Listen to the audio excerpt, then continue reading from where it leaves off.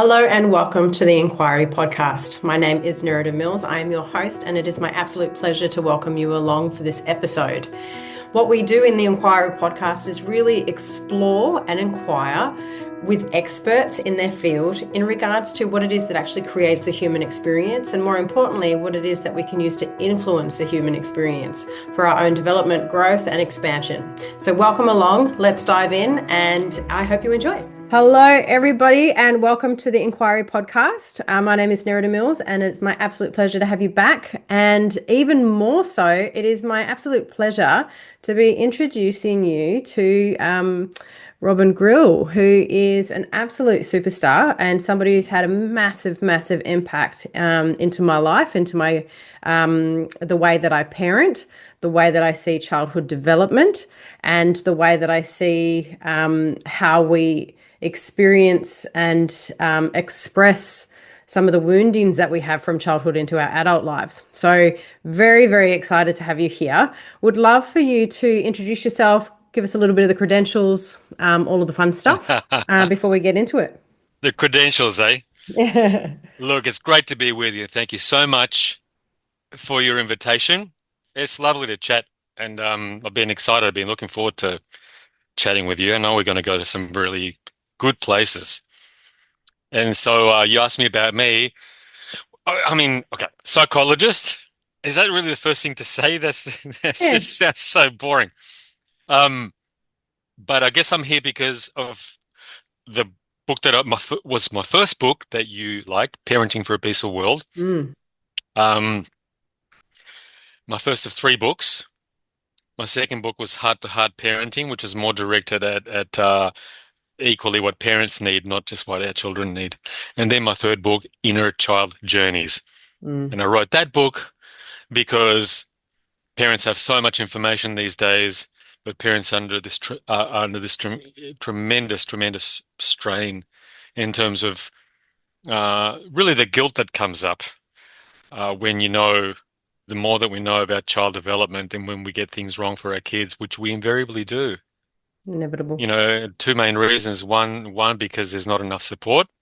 We could go into that. I think we're just incredibly unrealistic at what families actually need in order to be able to pass on the attention, Mm. the space.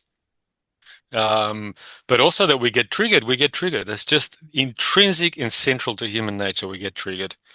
And when we get triggered, and I suppose everybody knows what that means by now, Mm. um, the emotional reactivity that comes up does get in the way of seeing our children clearly, and that's why absolutely everybody, without a single exception, we don't always live up to what we want, the best parent that we want to express towards our children. I didn't. I don't. No author of any parenting book ever has or will. Yep. I just have to really be quite forceful about that, so we all so it really locks in and sinks in. Yeah. Well, this is one of the There are no things that I heroes. love. So sorry. There's just to say that there's no heroes in this game, right? No, and it just really highlights the humanness of the experience though, right? It's like Yeah. there's inevitability in the perceived failure of our expectations and standards,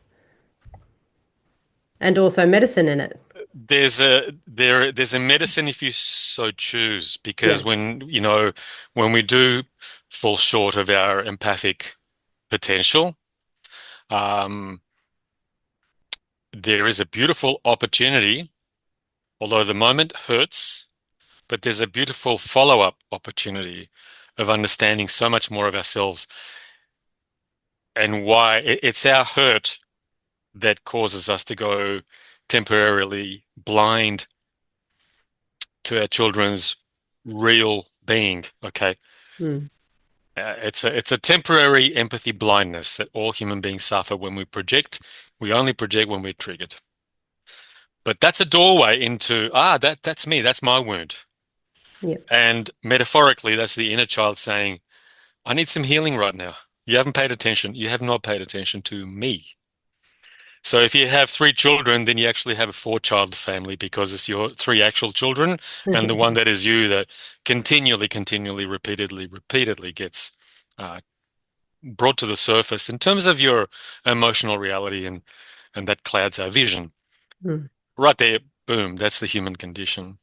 Uh, I think I was supposed to introduce myself. I Was mean, that? it's a pretty good introduction. So, That's right.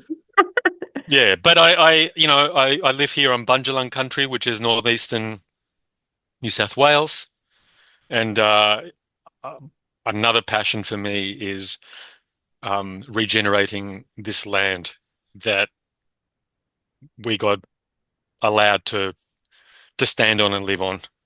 We moved here about 5 years ago, and we're working with local Aboriginal groups to burn the land and restore it back to its original health and diversity. And that is it's a thrilling project. It's so, oh my God, when you start to see it work and you feel like this has been done for tens of thousands of years, and we're becoming more humble, Australia, and so please teach us. We got it wrong. We messed up. We mm, ruined the place, okay? But it'll regenerate. And what's in common, why I equally love that project as my work to advocate for the reform of parenting and child rearing.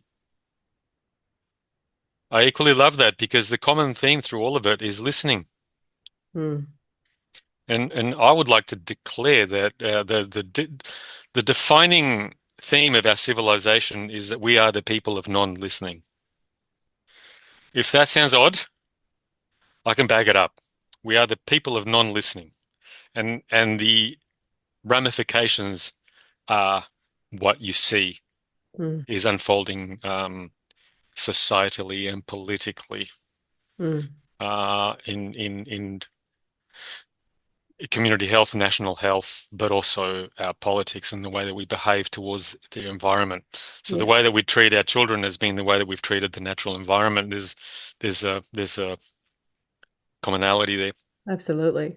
Yeah. So for those of you who haven't read Robin's book, and I'd highly recommend that Mm, you do, or books, um, one of the one of the things that really gripped me mhm. in reading that first book was how you went into, firstly, parental norms over the ages, Yeah. and the psychological impact on individuals as a result of those norms, which was quite disturbing. I'm not going to lie. Like, I read Yes. the first three chapters and then I Yeah. had to actually put the book down for 3 months. I had a 6 month old at the time, and so it was very, very close to actually process then what we Yes. have put our children through over the ages, to then pick it back up and look at how that then expands out into society and the cultural norms of parenting and how that impacts the cultural norms of a society and the preceding uh, changes in parenting to a revolution, for example. So, it's quite a big picture viewpoint that you're able to write about and understand. And I would love to hear your thinking around, what you're seeing at the moment in regards to how parenting has shifted, and then what we're seeing in society as a result of that, or where parenting is going and what we might see from as a result of that in society. Yeah. Thank you. Um, I mean, you can see why that's my passion. Totally. Yeah. That the way that we've treated our kids is what happens in the world one generation later and thereafter. That's what resonates for me. Everything that we worried about that is going on in we call it the news. That's how kids that symbolically that's how kids are being treated. Not all of them, of course, not all of them, but when there's a significant, I guess, a critical mass of kids in any part of the world that are treated in a particular way, raised, say, in authoritarian and punitive styles of parenting, you're going to get authoritarian and punitive styles of government. And that's why the book, the early parts of the history that I tell in the book are so upsetting that sometimes you just can't bear to read it. So, and I'll tell you that when I was researching it, I started losing sleep. Mm, I can Uh, understand why. but something kept me wanting to delve deeper and deeper and deeper into that psychohistory, it's called, the history of childhood. Mm. What it was that kept me going, even though it was horrifying, it's that the up until recently, it's been in human history. Recently is, the last couple of hundred years, it's been horrifying. For the last 10,000 odd years, it's been horrifying.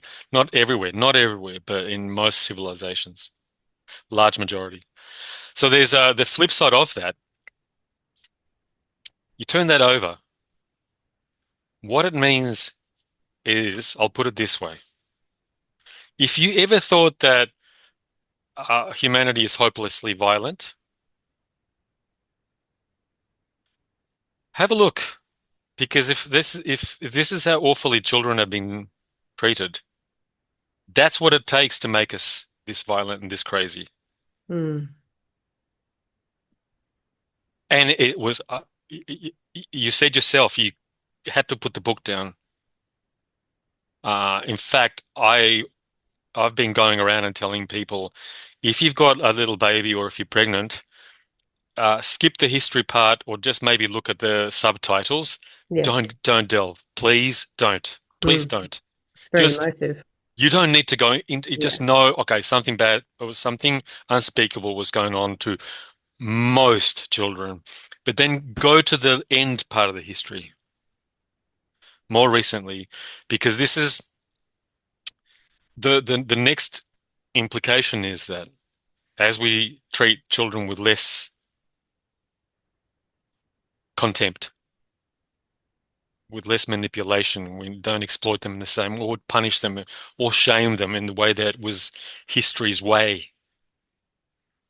Um, the world starts to change with it. Mm. And that gives you a map that is really, really clear. The more that we learn how to be people that listen, listening is not something you do with your ear. It's not. That's how you remember data. Okay, data gets in through your ear hole. Listening happens with your heart. Mm. So it's all senses, and you know that you've heard another human or the land because something happens in here. You feel, you are moved. That's the empathy circuits working. Until that happens, you haven't really listened. And the more that we learn to do that, bit by bit, that's how we change the world politically, right? Yeah. That's how we move from the politics of severe narcissism, which is what runs um, economic orthodoxy that runs most countries now. Mm. Neoliberalism is just they all do the same. It's not even questioned. It's like they treat it as a fact. No, it's not. It's a choice. Yeah. It's a current religious approach to economics. It's one of many, many options. And it's severely narcissistic. Take what you can get. That's the essence of the economics. Crazy. Mm. And it's killing us. It's a symptom. It's Yes. not a philosophy. It's a symptom of generations of the kind of thing that creates a narcissism that lasts well into adulthood. Narcissism is healthy and lovely and almost funny in a toddler, and then to some degree in teenagers, but a lesser degree. The definition of becoming an adult is that you become far more other-centered. You feel that deep resonance with responsibility for community, not Mm. just yourself. Self-love, yeah, but not narcissism. Those two are very different, very, very Yeah. different. There's a different flavor of pleasure that you get, a different flavor of joy that you get in your heart that comes out of giving. That's before people say thank you or anything. That's the act of bringing a gift to community. That's immediately there's a neurological payoff on that, a different flavor than, the pleasure you get out of an ice cream. Yeah. So, or hedonistic pleasure, whatever. Yeah. We need that. We actually need that. We thirst for adulting. Okay, our economic system, which is pillaging and ruining the ecosphere, is a symptom of narcissism that failed to grow up. Mm, Something went wrong collectively in the parenting.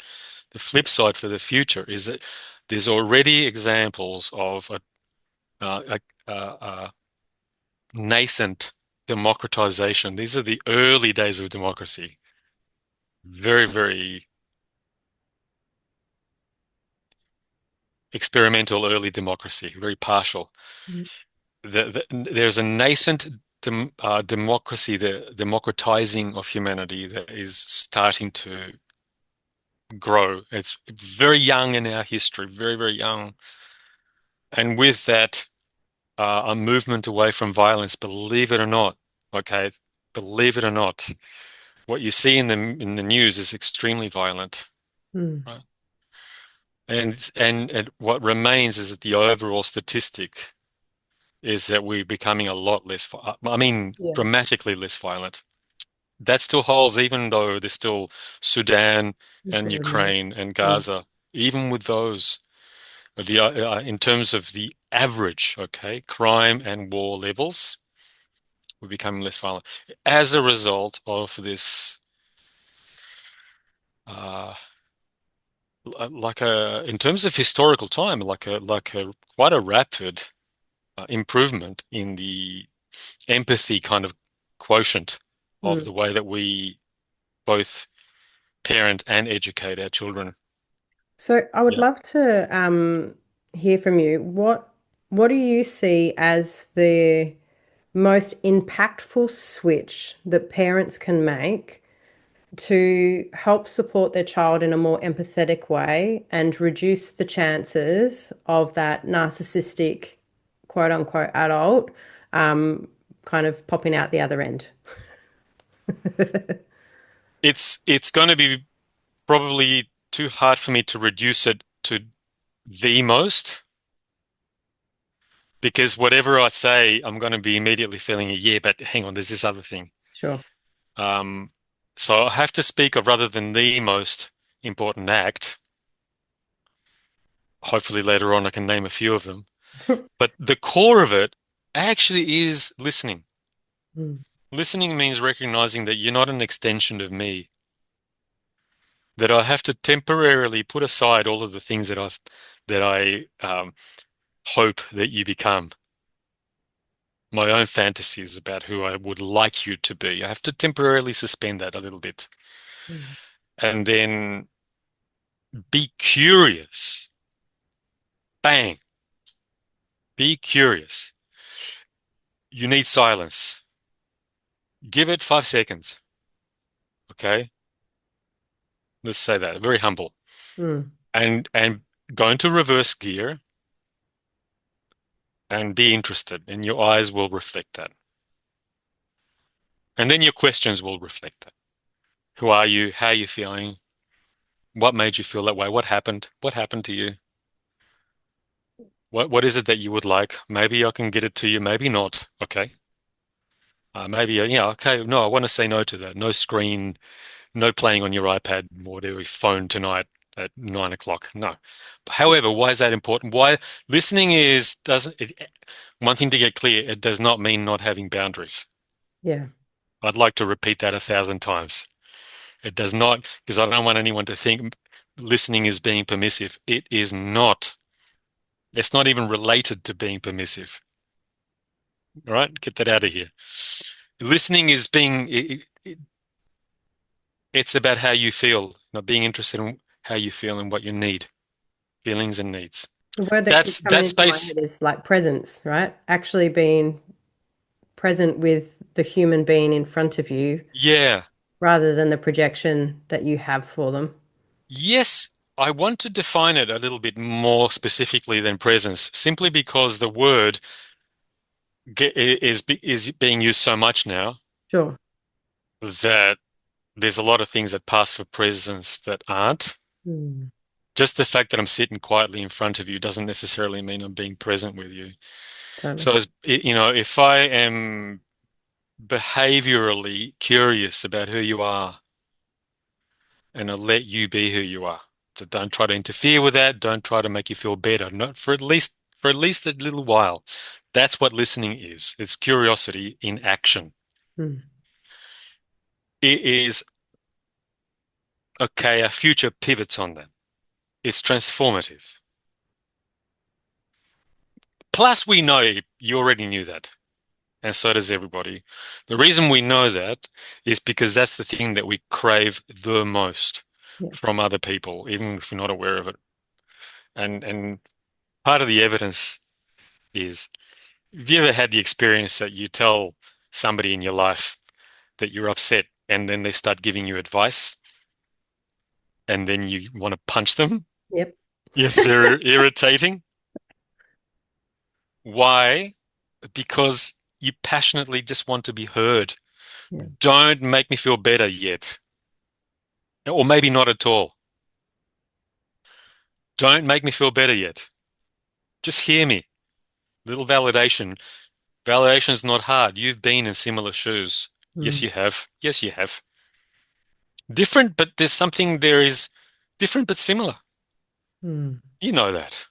And when we just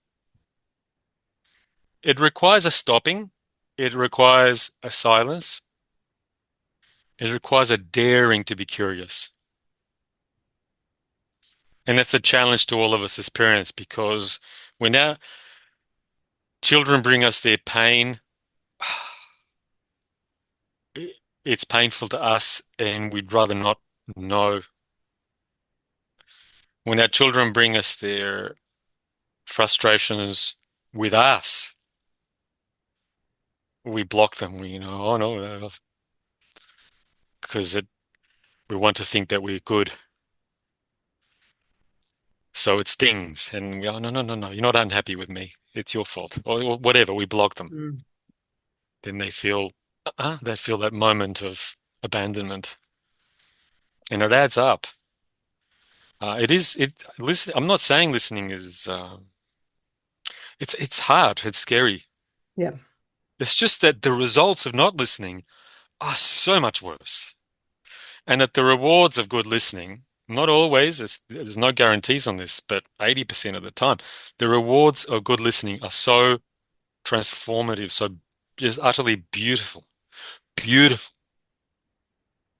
You feel closer to each other.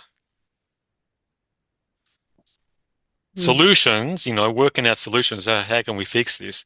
Do that later. That that's step two, the listening. That's really cool. I'm learning that with my land right now. What Mm. happens when I stop imposing what I think should happen? It's funny, isn't it, that, I mean, we're all egotistical, obviously, that's not going anywhere, but the degree at it always kind of makes me giggle when my mind wants to convince me that I know what's best. And then all we got to do is look to the even short-term past to recognize that I have no idea.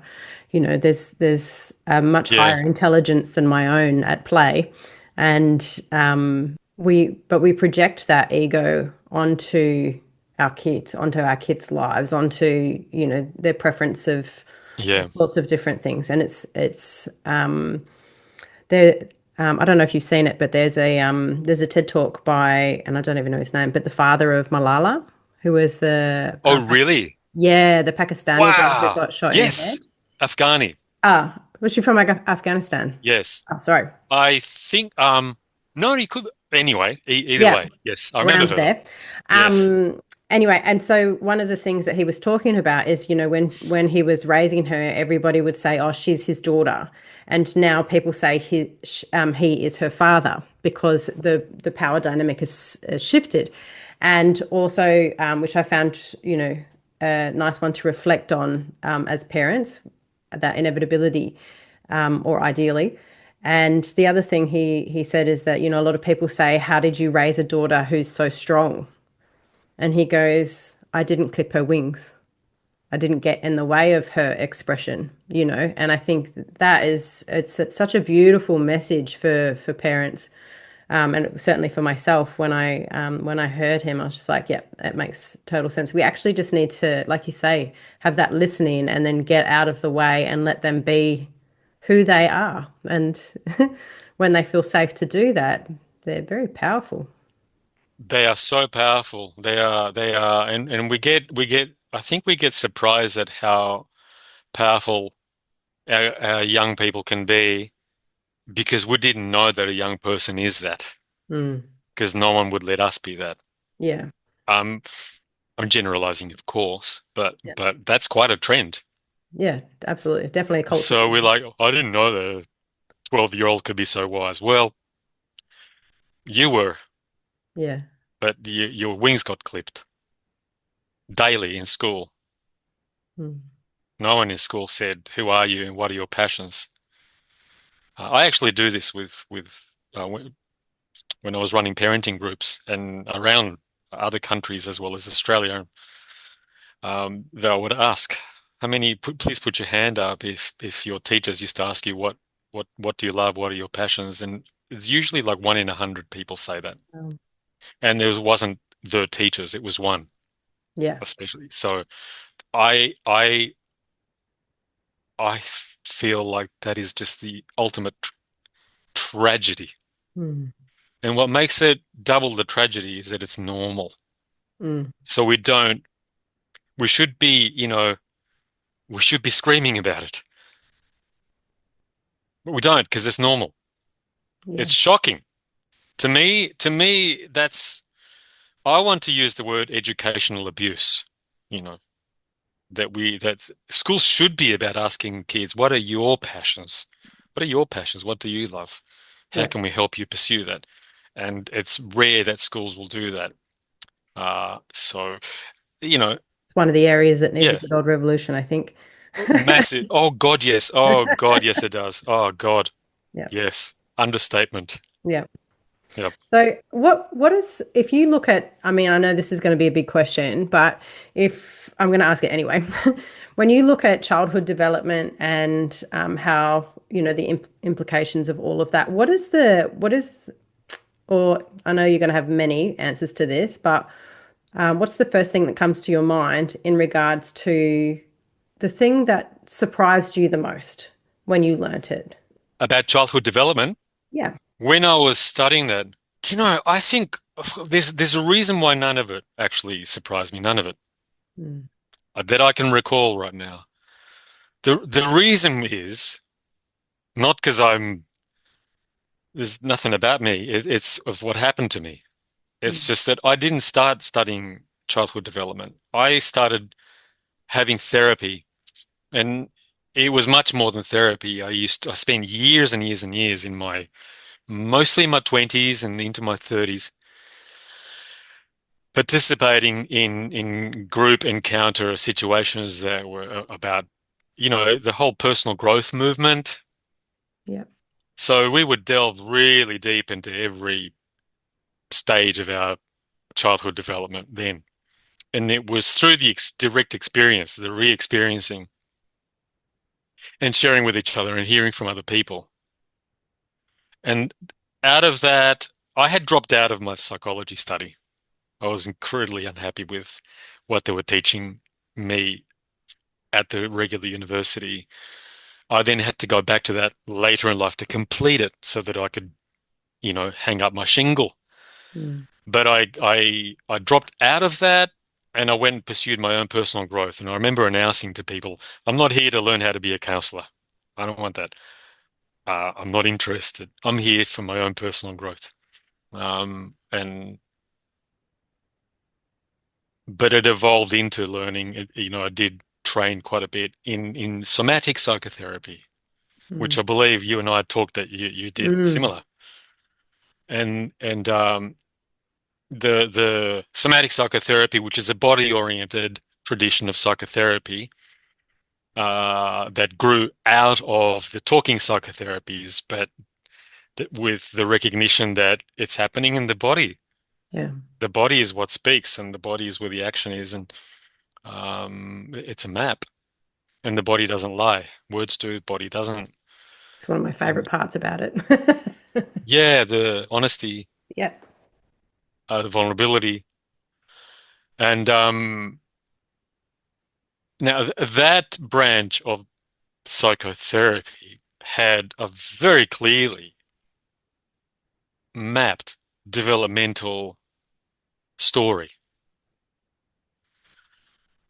I tell you what did surprise me is that I learned that through direct experience and through the direct experience of all of my colleagues in our trainings, but then through the reading of people like Wilhelm Reich and his character analytic work that he and Alexander Lowen and others, they mapped out the early childhood development and then later.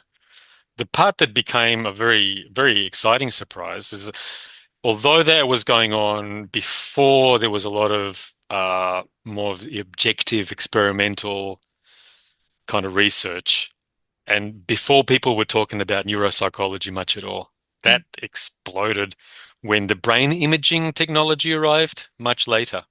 Mm. And then the attachment, people weren't saying attachment this and attachment that. It wasn't a language, it was something else. Mm. So when all of the attachment science started to come forward and become dominant, and now even in health public policy, they talk about attachment, which is really, from my training, it's one of the stages, but it's a very fundamental, foundational early stage. Mm. The part that became like a very thrilling surprise is that all of that research, the neuroscience and the attachment science, was totally reflecting what we'd been learning through the somatic psychotherapy. Different words for the same thing. It Yeah. was kind of confirming what people had,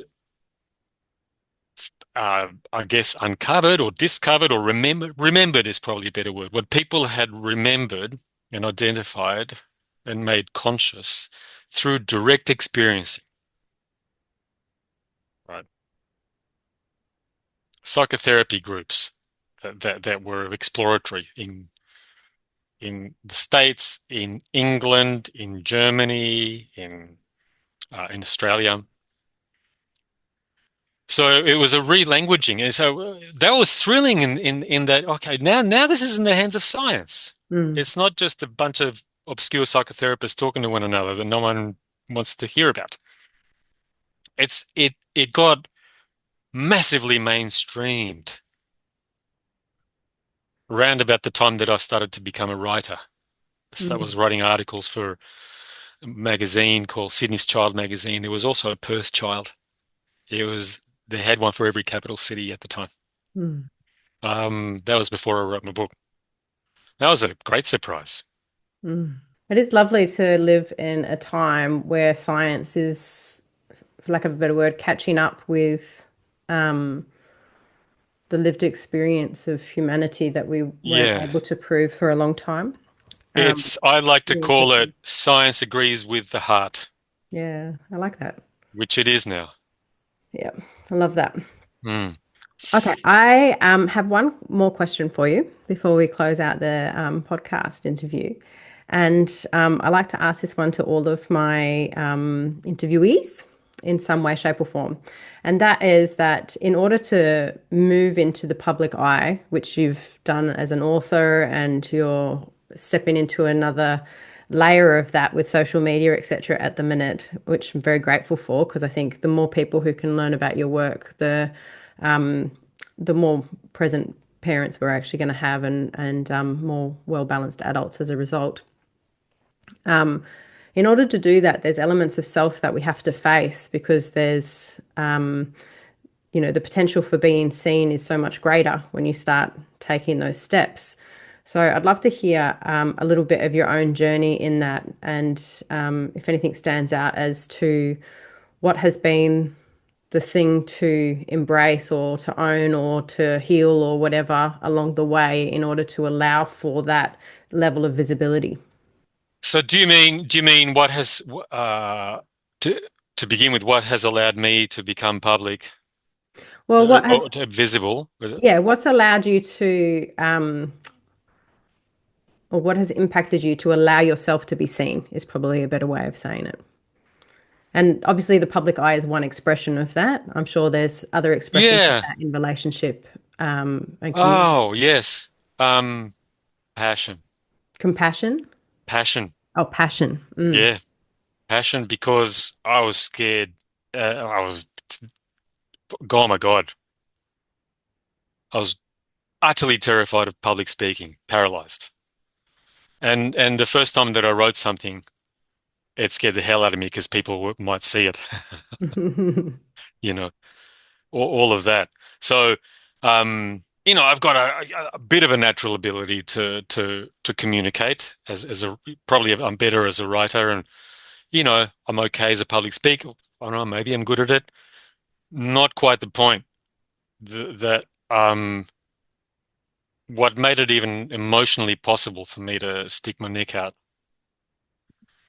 is that the passion overrides the fear, Mm. which it does. And I see that applied to everywhere. People. Yeah. I just see that, with our kids, that when they're allowed to and supported to come to the thing that they love to do and they really believe in, another aspect of who they are comes forward.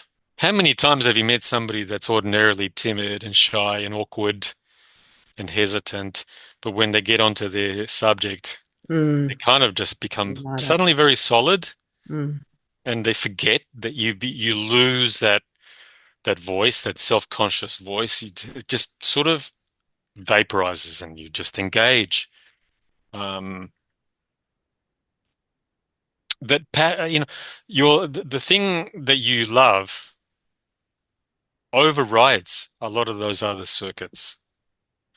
That's an incredibly encouraging discovery. Mm. You don't have to wait up until you're all stitched up and healed and fixed. You really don't. You really don't. Confidence is important, but God, it's overrated Yeah. because we tend to know about ourselves in terms of what we're unconfident about because we fixate on that. We shout at ourselves most loudly about what's wrong with us. But it's just that you don't think about yourself much when you're in your heart, in your passion. You switch, something switches. Mm. I love that. It's literally like my favorite conversation to have with people is to just hear them talk about their passions. Isn't it amazing? It's And the it best. feels like people light up like a Christmas tree, and it's Yeah. just you enjoy the glow. Yeah. And you Yeah. really get to see a person because like you said, it's sort of like all of that other stuff falls away and you get the purity of that expression through passion. So Can you very, very understand cool. why I'm so incredibly upset that we don't do that every day in the classroom? Yeah. That's if it's not about that, then what the hell are we doing? Yeah. Yeah. I'm not being idealistic because I can rattle off a whole list of schooling systems and more than the ones that Totally. you are aware of, a lot more. Internationally, they do precisely that. Mm. I've seen the result and I've met the kids that have gone through that, and it works so well. Mm. It works so well, and the people mature so much more fully. Mm. Um, that's where we need to go. I know this is Yeah. probably going to push us over, but I'm going to ask this one more question Okay. because I'm so curious. Yeah. So knowing what you know about school systems and Yeah. what is working overseas, obviously the Australian school system is has a lot to be desired. Yeah. If you, ideal world, could implement any school system into this country, which one would you go for and why? The Israeli democratic education system. Interesting. Yes. It's in Israel. Wow. They've got about at last time I spoke to the man that developed it, Yaakov Hecht, there was somewhere between two to three. I think there was 40 schools in the country already democratic, and 200 to 300 other schools in transition. They use the emergent curriculum. Other people do it too, but the democratic education, you asked for one example there. That would be it. That's one example. Yeah, that it's based on the premise of that you don't start teaching things to kids. You sit with them and find out who they are, help them to find out who they are in terms of Mm. their loves, their passions, the things that they're upset about in the world. Out of that conversation, it's see in the Western world, the educational theory of that is quite new. It's called the emergent curriculum because the curriculum emerges from the child. Mm. If you know how to listen well Yeah. and ask good questions, then it emerges from the child. Every child has a curriculum Yeah. inside them. Oh, totally. Yeah. So, if you think that's chaotic because every kid likes a different thing and you can't just hand out the same photocopied sheet to everybody, it's far more ordered because once you find what the kids' affinities are and you group them and they work on these inquiry-based projects together, the amount of energy you got to spend at making kids behave I was going to say all will the behavioral stuff would go away. The measurably, okay, bullying disappears and all of that lack of attention in the yeah, classroom utterly plummets. yeah. Yeah, It's you've never interesting. seen happier teachers that are more Mm. relaxed, by the way. I Yeah, homeschooled my older two for a number of years, about 5 years, and right. we did it for their emotional well-being because they were really, really struggling. And we went into child-led learning, and it was interesting because there were times where I was doubting myself, right? Because I'm comparing to my education, which was public school education in the 90s, predominantly 80s, 90s, and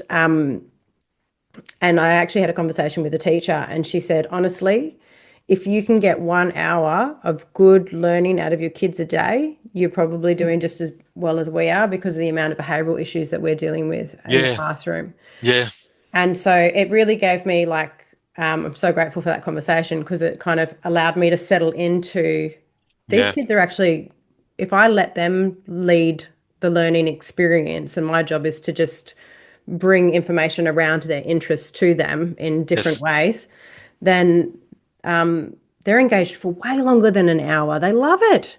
Like my son right now he's obsessed with mountain bike riding, just absolutely obsessed with it. Loves it. He's spending all of his spare time researching mountain bikes, mountain bike riders, all of the trails, how to build the trails, and it's so beautiful to see that natural curiosity and the natural love of learning. And I think that's something that is unfortunately stamped out through our current education system. So, standardization is the enemy of all of that. yeah. And it's lovely how you can see with your son's pursuit, you're never interested in one thing. You're interested in one thing, but in order to feed that interest, suddenly it branches because Oh, multiple access you points. you need to then understand this and understand Yeah, that and engineering and blah blah blah blah blah blah, blah. All exactly. kinds of other stuff that you need to Yeah, the learn angles about. of the jumps, and like you could totally get your math out of it, you could get your science out of it, you could get the English out of Physics, it. There's so much, so much. yeah, So, yeah, it's really cool. Anyway, I think we could talk about this stuff for hours and hours and hours, but yes. going to have to say thank you so much for joining me on this podcast episode. How can people find you? What is the best way that they can check you out, what you're doing, and how to get involved or learn more about what you're teaching?